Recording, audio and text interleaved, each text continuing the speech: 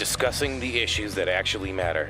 Finding the answers using logic and reason. KLZ 560 presents Rush to Reason. Now here is your host, John Rush. And I'm your host, John Rush. Rush to Reason, KLZ 560. Denver's Afternoon Rush. Hour number 2 is upon us. Our first guest, as I said earlier, Heather Dugan, joining us now, author of The Friendship Upgrade. Heather, welcome to Rush to Reason. Thank you, John. How are you doing this afternoon? Doing very well. Thank you for joining us. And by the way, I'm glad you're with us. We'd been really seeking somebody that could talk to the subject of what happens inside of, friendships and homes and so on, where we've got so much divisiveness that literally has gone on across the country, and we're seeing it even as we speak right now. How do we bring those things back together, especially after this polarizing election that we're still going through? Right. And I think that's looking first to see kind of where we came from as we walked into this. Coming into this in the time of COVID certainly dialed down things to an extreme that we wouldn't normally even be dealing with. True. And so we're going to have to start with baby steps, I think, to get back together again, I hope. But yeah, it's playing out in social media and neighborhoods. I think in the beginning, people tried to kind of walk around it, but it's like in a family when you have an issue, when it gets bigger and bigger and nobody's talking, and then there it is, looming large. I think it's important first to understand the factors that were already present, like the COVID, and the fact that we already had an issue with isolation here. So that can change the way we respond to one another and the way we react. I think as most of our lives have been dialed down to news feeds and social media lately, we're not necessarily seeing the bigger picture in other people. No, and thank you. And I, by the way, I appreciate all you're saying, because you're spot on.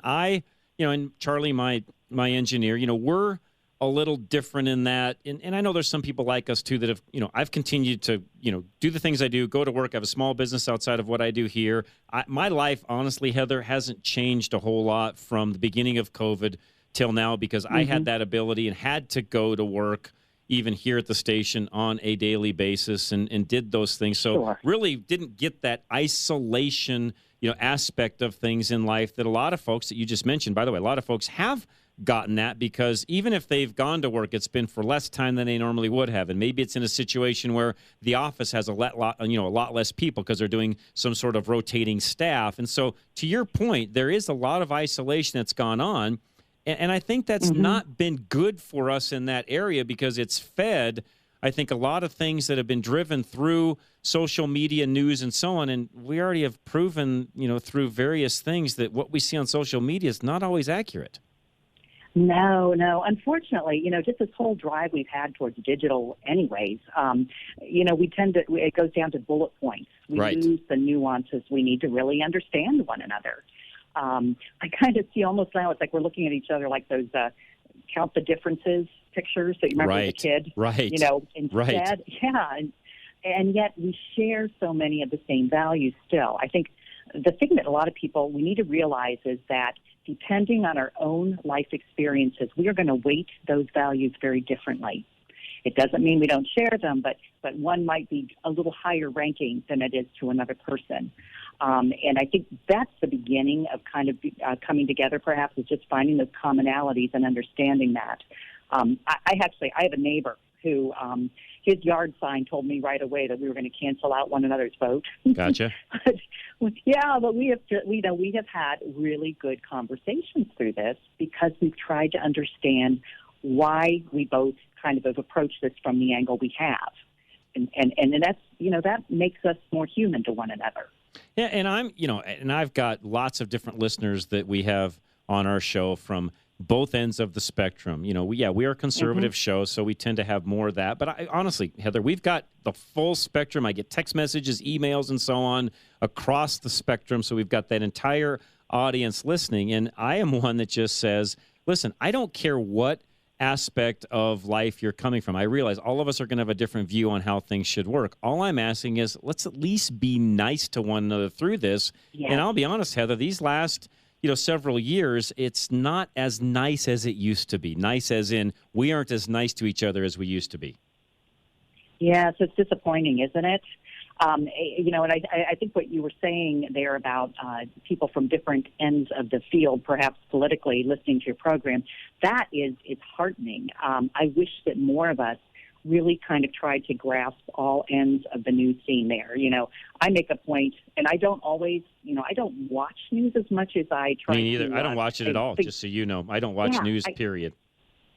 Bookmarks, and I try to hit I move through I have about 20 different bookmarks I look at, and they represent a bunch of different viewpoints. But that is the only way you're really going to get an understanding, I think, that's right, of the full picture. No, you are spot on. You can't just, everybody listening, and you all have heard me say this numerous times, but I'm just reiterating this. You can't just go to Twitter or Facebook or Instagram and gather your news source that way. If you do, you're going to have a very slanted view of how the world works. You've got to get your views from all of the various sources that are out there. But you know what? I'll say the other end of the spectrum as well, Heather. If you're just on that far left and you're only getting your news from CNN, or you're only getting your news from the Daily Beast, or you're only getting your news from Axios and some of those sources, you're no different than the other side of the fence. Absolutely. That was a great public service announcement there, John. Thank you. When you look back to maybe growing up and reading a newspaper, physical copy, I remember reading cover to cover. I wasn't particularly interested in sports, but I knew kind of what was going on in a general way. Now we can follow whatever rabbit hole we want to, and we don't have to, unless we discipline ourselves, we can ignore so much that's out there. And that's such a disservice. I mean, we're less informed. We're less empathetic towards those around us. Yeah, well said. Okay, so I assume what you just said, by the way, is one of the first steps we should take if we're going to start repairing friendships. And really what I wanted to focus on today, Heather, as much as anything, is just inside of families. Because I know there are families, literally, that when it comes to the political scene, one end believes one thing, the other end believes the other. We've got Thanksgiving just around the corner, and I realize with COVID that's even going to look different to a large extent depending upon those individual families. But how do families come back together in that realm? Yes, that's a very good point. I think there are a couple different things I would want to first, look at those basic things that you share. The traditions are good. Understand that you might need to do it a little differently in terms of the depth you go to this year. Right. You don't want to, this is baby steps. You're trying to find commonalities that you agree on. I think even if you can build something new that's outside of what you've shared previously, I think when you talk about Thanksgiving, corollary to that, you think of food insecurity. What if there's a way for all of you to volunteer together in some fashion, that you're doing something that's positive and building something that's different and new? And then just, if you consider, I think most of us feel like we're doing the best we can most of the time.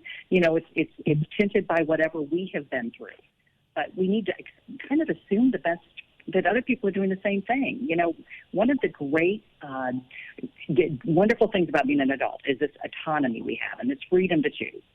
And, we do the best we can. We need to assume that others really, truly doing the same kind of effort. Yeah, well said. I think what I see on social media, it's when people begin to say, you voted this way, so you are this person. Right. Unless we can label, and the more we can ask them questions, the more likely it is that we'll begin to understand how each other feels and maybe find more of those commonalities between us.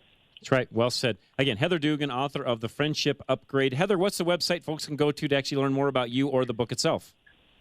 Thank you so much. Heather Dugan, Dugan, author.com is great. I'm also on LinkedIn and Facebook, and I love to connect with the readers and alike. So anybody, I'd be happy to hear from you. Peperfect. Heather. Thank you so much, John. No, thank you so much. I appreciate it very, very much as well. Have a great evening and afternoon. Heather Dugan again, and her website individually is heatherduganauthor.com, and it's Dugan.